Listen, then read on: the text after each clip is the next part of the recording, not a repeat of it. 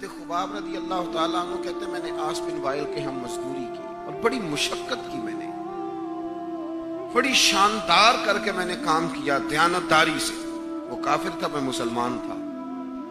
آپ فرماتے میرے دل میں شوق تھا کہ پیسے ملیں گے تو یہ میں خرچ کروں گا، اور فلاں فلاں فلاں فلاں جگہ میں نے پیسے لگانے۔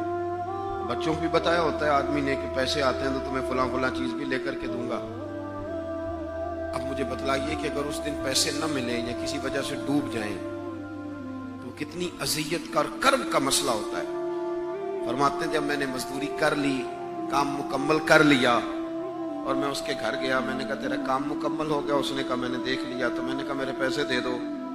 یہ دیکھو یہ وہ ایمان ہے جس کے بارے میں رب نے کہا وَإِذَا قِيلَ لَهُمْ آمِنُوا كَمَا آمَنَ النَّاسُ، اس طرح کا ایمان لاؤ۔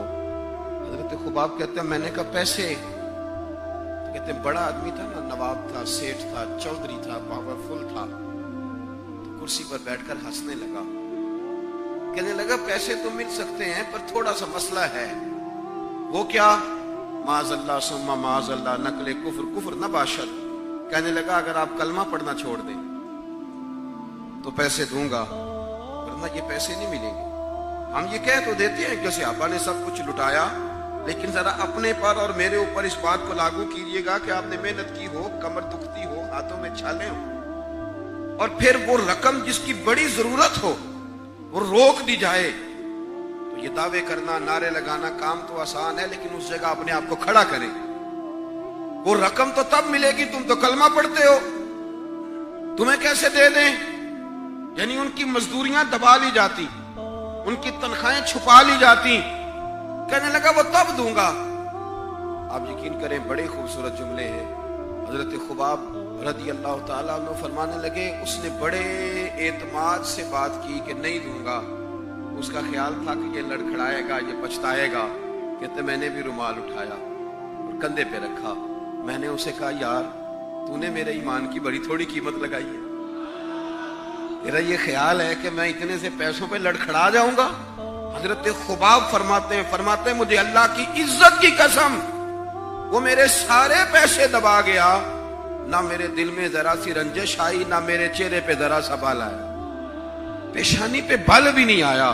اور فرماتے ہیں کہ مجھے نہ مزہ آنے لگا، مجھے لطف آنے لگا، مجھے ذائقہ ملنے لگا۔ میں نے کہا اوہو، میں تو بچوں کے لیے مزدوری کر رہا تھا، مجھے کیا پتا تھا کہ میری یہ مزدوری بھی مدینے والے کی غلامی میں لکھی جا رہی ہے۔ تو بچوں کے لیے مزدوری کر رہا تھا، مجھے کیا خبر ہو کہ وہاں لکھی جا رہی ہے۔ حضرت سعد بن ابی وقاص کہتے ہیں میرا اپنی اماں سے بڑا پیار تھا اور زمانہ جانتا تھا کہ بڑا پیار ہے۔ میں نے کلمہ پڑھ لیا، میری اماں نے بھوک ہڑتال کر دی۔ اس نے کہا کہ جب تک آپ کلمہ نہیں چھوڑیں گے معاذ اللہ میں روٹی نہیں کھاؤں گی۔ تھوڑی سی آبادی تھی، برادری میں رہتا تھا، بڑا سا گھر تھا، زمانہ جانتا تھا۔ فرماتے ہیں ہر چوک میں میری باتیں ہونے لگی۔ تیسرا دن ہو گیا، اماں نے روٹی نہیں کھائی۔ آپ اندازہ کر لیں کہ شام کو افطار کے وقت کیا حالت ہوتی ہے آدمی کی، کھانا نہ ملے تو۔ اور تیسرا دن ہو گیا اور بوڑھی اماں، ہر چوک میں بات ہو رہی، اور سعد کی اماں، اور میری ماں کو بھی پتا تھا کہ میں جہاں چاہوں گی مجھ سے محبت کرتا ہے یا وہاں آئے گا۔ آپ فرماتے ہیں ہر چوک میں بات ہونے لگی، ہر جگہ لوگ ذکر کرنے لگے، باتیں چھڑ گئیں، میری ہی باتیں، میرے ہی تذکرے، میرے بارے میں ان لوگوں کا ذکر۔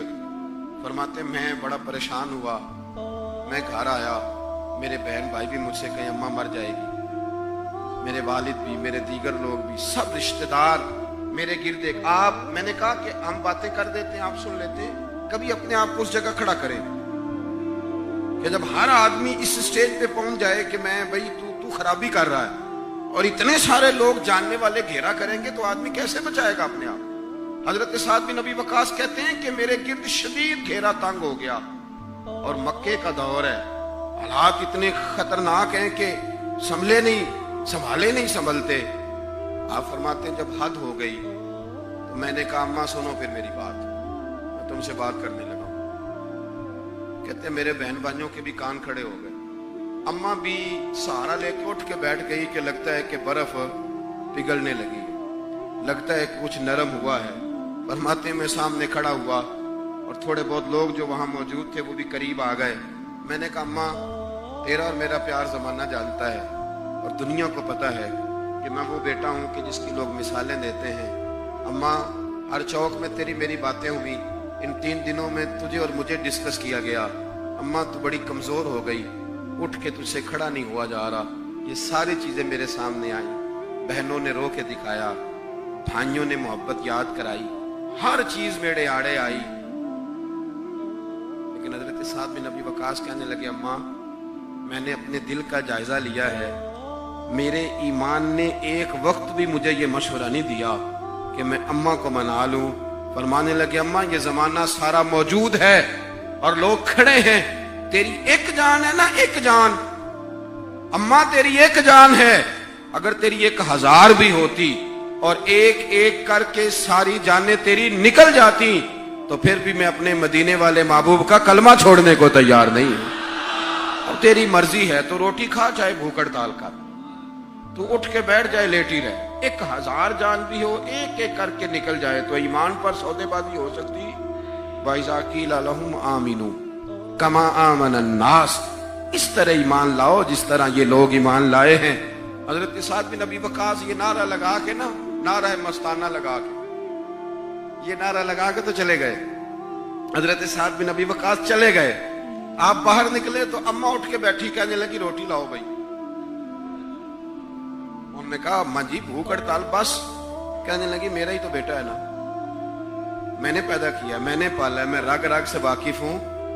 میں جیسے کہتی تھی ویسے کرتا تھا, میں جیسے چلاتی تھی ویسے چلتا تھا. اس نے کہا تھا نا عشق ایک ڈھونگ ہے, تو میں نے کہا تجھے عشق ہو خدا کرے, پھر کوئی تجھے اس سے جدا کرے تو اسے تسبیحوں پہ پڑھا کرے, تو اسی کا نام جپا کرے, تو گلی گلی پھرا کرے, پھر میں کہوں کہ عشق ایک ڈھونگ ہے اور تو نہیں نہیں کہا کرے.